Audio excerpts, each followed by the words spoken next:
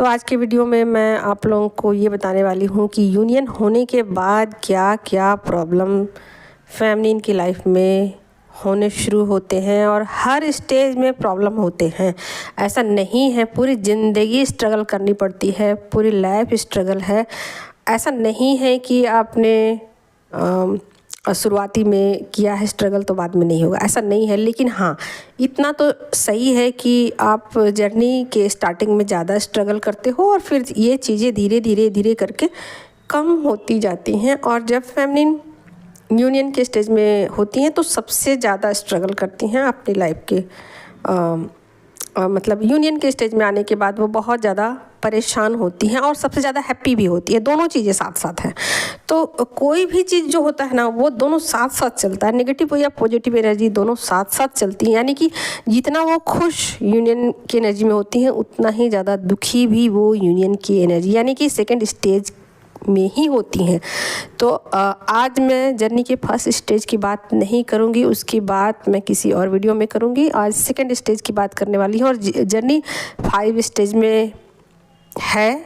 और जैसे जैसे फेमिनिन आगे की तरफ बढ़ती है उनके प्रॉब्लम कम होते जाते हैं या अलग तरीके के प्रॉब्लम होते हैं, कम भी होते हैं और अलग तरीके के प्रॉब्लम होते हैं, बिल्कुल डिफरेंट हो जाते हैं। जो लगता है कि आज प्रॉब्लम है वो कल कैसे हो सकता है, या कल हुआ था कल मैंने ऐसा कैसे कर दिया। तो सब कुछ होता है, सब कुछ, ये जीवन है, इस जीवन में सब कुछ होता है, सब कुछ संभव है। ठीक है, दुश्मन दोस्त बन सकता है और दोस्त दुश्मन बन सकता है। तो उसी तरीके से एनर्जी है, एनर्जी चेंज होती रहती है। कोई भी चीज़ लाइफ में स्टेबल नहीं है। तो ये सब बात ही हमें सबक सिखाती है और यही हमारा लेसन होता है। ठीक है, तो जब यूनियन की एनर्जी में फेमिनिन पहुंचती है तो बहुत ज़्यादा वो हैप्पी हो जाती है और उनकी एनर्जी बिल्कुल ही चेंज हो जाती है। यानी कि पहले स्टेज में जब फेमिनिन होती है ना, तो वो अलग ढंग से चीज़ों को देखती है, सोचती है, समझती है। उस वक्त में फेमिनिन जो है ना, सब कुछ चीज़ों को माइंड लेवल पर देखती हैं। यानी कि माइंड का बहुत ज़्यादा इस्तेमाल वो करती हैं। मस्कुलिन एनर्जी में एक तरीके से कहिए कि पूरी तरीके से फेमिनिन एनर्जी में वो नहीं होती हैं। उनके अंदर मस्कुलिन एनर्जी भी होती है, फेमिनिन एनर्जी कम होती है। ठीक है, तो सेकंड पार्ट यानी कि आगे जब जर्नी आगे बढ़ती है, सेकंड स्टेज बोलिए इसको, सेकंड पार्ट नहीं, सेकंड स्टेज में, तो यहाँ से फेमिनिन बहुत ज़्यादा इमोशनल हो जाती है, मून की एनर्जी में चली जाती हैं और ये एक ड्रीमी दुनिया होती है। यहाँ पर वो बहुत ज़्यादा हैप्पी होती हैं। जब वो 2 ऑफ कप्स की एनर्जी में चली जाती हैं, अपने पार्टनर के साथ जब मतलब यूनियन में जाती हैं तो बहुत ज़्यादा वो हैप्पी होती हैं और ये उनके लिए एक नया एक्सपीरियंस होता है। एक्सपीरियंस तो दोनों के लिए होता है, मस्कुलिन के लिए भी होता है, फेमिनिन के लिए भी होता है। लेकिन फेमिनिन क्या करती है कि अपनी एनर्जी फील्ड में वो वहीं चक्कर लगाती रहती है, वहाँ से निकल नहीं पाती, यानी कि डिटैच नहीं होती है। क्योंकि फेमिनिन पॉजिटिव ऊर्जा में होती हैं और पॉजिटिव ऊर्जा का काम जोड़ना होता है, तोड़ना नहीं होता है। तो फेमिनिन क्या करती है कि जोड़ना शुरू कर देती है। अब अपनी ऊर्जा को वहाँ पर वो उसी लूप में अपना लूप वो खुद बना लेती है, खुद ही उस जाल को बुनना शुरू करती है। यानी एक तरीके से कहिए तो वो कल्पनाओं की दुनिया में खो जाती है और यहाँ वो अपने आप को सुरक्षित भी पाती है, खुश भी पाती है, हैप्पी भी पाती है और इसमें वो खोई खोई सी रहती है। यहाँ से वो निकलना पसंद नहीं करती है क्योंकि ये एक अच्छा वाला एक्सपीरियंस होता है फेमिनिन के लिए। उनको लगता है कि लाइफ में ऐसा उन्होंने कभी फील नहीं किया जैसा उन्होंने मस्कुलिन के साथ फील किया। एक तरीके से कहिए कि यहाँ पर वो फील करती हैं लाइफ को ना, जैसे कहते हैं कि सोच के देखना, समझना वो माइंड से होता है, लेकिन यहाँ पर वो फीलिंग वाली एनर्जी में होती है। फील करना, महसूस करना, है ना। इसीलिए तो कहते हैं कि लव क्या है, लव एक फील है, महसूस है, एहसास है ना। तो उसी तरीके से यहाँ पर फेमिनिन कल्पनाओं की दुनिया में होती है और यहाँ पर वो इतना ज़्यादा वो खुश हो जाती हैं कि यहाँ से वो बाहर नहीं निकलना चाहती हैं। उनको डर लगता है कि कहीं ये सपना टूट ना जाए, कहीं सब कुछ छूट ना जाए। और यहाँ से वो अपने इंट्यूशन के साथ भी कनेक्ट होती हैं। हालांकि उनको पता होता है हालांकि उनको पता है कि ये सपना टूटेगा तो ज़रूर और सब कुछ छूटेगा तो ज़रूर, फिर भी इन चीज़ों को मानने से वो इनकार करती रहती हैं जब तक संभव हो सके। तब तक वो कोशिशें अपनी जारी रखती है, आखिरी दम तक वो कोशिश करती हैं। और इस एनर्जी में मैंने बार बार कहा कि हर बार एनर्जी चेंज हो जाती है।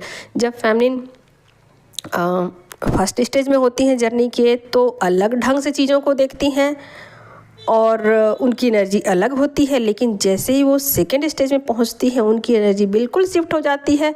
यहाँ चीज़ों को फील करना शुरू करती हैं, महसूस करना शुरू करती है और यहाँ अलग ही ड्रीमी दुनिया में खोई सी रहती हैं।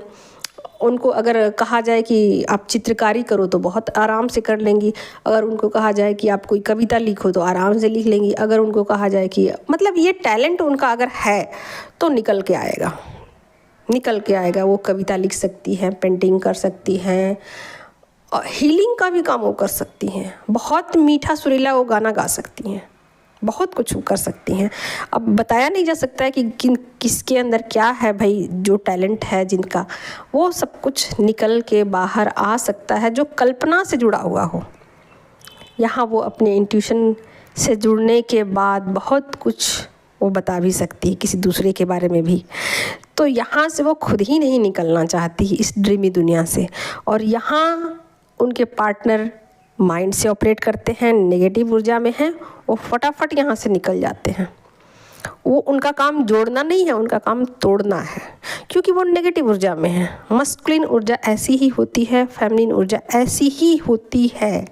फेमिनिन ऊर्जा ऐसी होती है कि 2 को 2 जोड़ करके वो 4 बना देगी, जो भी चीज़ें उनसे 2 डबल कर देगी।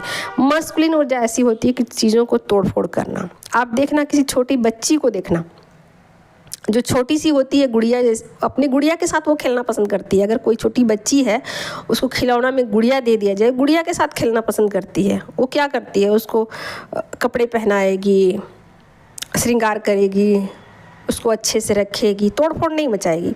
लेकिन वहीं पर एक जैसे कि कोई लड़का है, बॉय है, अगर उसको कोई खिलौना दिया जाए, गाड़ी दिया जाए, वैसे तो वैसा ही वो खिलौना भी पसंद करेगा, जैसे हेलीकॉप्टर पसंद करेगा, गाड़ी पसंद करेगा, वही सब। और वो उसको देखो घंटे भर में उसका नक्शा चेंज कर देगा।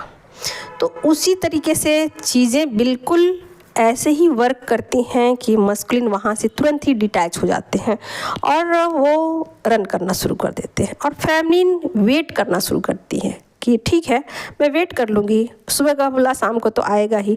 तो ऐसा ही होता है, अगर हस्बैंड वाइफ है तो भी ऐसा होता है, अगर मस्कुलिन थर्ड पार्टी के साथ हैं और फेमिनिन के साथ भी डील कर रहे हैं, यानी कि एक साथ 2 लोगों के साथ डीलिंग कर रहे हैं, तो भी फेमिनिन वेट कर लेती है, क्योंकि ये उनके लिए एक सुखद एहसास होता है, उस एहसास को वो छोड़ना नहीं चाहती।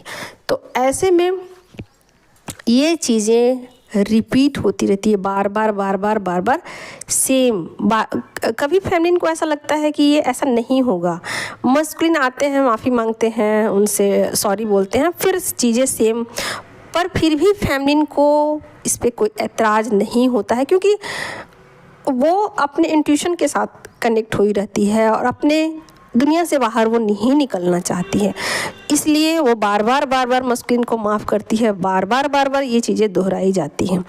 फिर फेमिनिन देखती है कि बहुत ज़्यादा हो गया, ये चीज़ें बहुत ज़्यादा हो रही है ये चीज़ें, फिर वो नेक्स्ट स्टेज में चले जाते हैं, यानी कि लेवल अप होती हैं चीज़ें, हर बार लेवल अप होती हैं। यानी कि अगर वो ड्रीमी दुनिया में हैं तो भी वो अपने लेवल्स को चेंज करती रहती हैं। जब कोई चीज़ हद से ज़्यादा हो जाता है तो फेमिनिन जैसे इंतज़ार करते करते, जैसे होता है ना, इंतहा हो गई, फिर वो सैड हो जाती है, दुखी हो जाती है, वो बहुत ज़्यादा उनको फील होता है, क्योंकि फीलिंग वाली एनर्जी में होती है, बहुत ज़्यादा उनको पेन होता है कि ऐसा उनके पार्टनर क्यों कर रहे हैं, जबकि मेरे अंदर कोई कमी नहीं है, जबकि मैं सब कुछ सही कर रही हूँ, कुछ भी गलत नहीं कर रही हूँ, फिर भी ये चीज़ें होती हैं। और फिर आगे नेक्स्ट लेवल पर ऐसा भी होता है कि मस्कुलिन एनर्जी बहुत ज़्यादा रूड बिहेव करना शुरू कर देती है। कई बार ऐसा होता है कि उन पर ब्लेम करना शुरू कर देते हैं, कई बार ऐसा होता है कि उनके साथ मिसबिहेव शुरू कर देते हैं, बट फेमिनिन को इससे फ़र्क नहीं पड़ता। क्यों? क्योंकि वो एक ड्रीमी दुनिया में है और इस दुनिया में वो खुश है और अपनी खुशी वो छोड़ना नहीं चाहती। ऐसे ही वो उस लूप में पड़ी रहना चाहती है और इसी वजह से ये जर्नी जो है वो लंबा हो सकता है और इसमें कहा नहीं जा सकता है कि वो कितने समय के बाद इससे बाहर निकलेगी। जब तक खुद ही ना निकलना चाहे कोई नहीं निकाल सकता, उनको कोई भी नहीं निकाल सकता। किसी भी तरीके का वो मेडिटेशन ना करना चाहेगी, बोलेगी नहीं मुझे नहीं करना है, किसी भी तरीके का वो गाइडेंस नहीं लेना चाहिए, क्योंकि वो खुद उनकी मर्जी है, उनकी दुनिया है, उस दुनिया में वो खुश हैं। तो जब उनका जी भर जाए, जब उनका मन भर जाएगा तो खुद ही वहाँ से वो बाहर निकल जाएंगी कि हाँ मुझे बहुत, मेरा दिल भर गया इस दुनिया से, इस एनर्जी को मैंने बहुत फील कर लिया, तो यहाँ से वो खुद ही बाहर आ जाएंगी।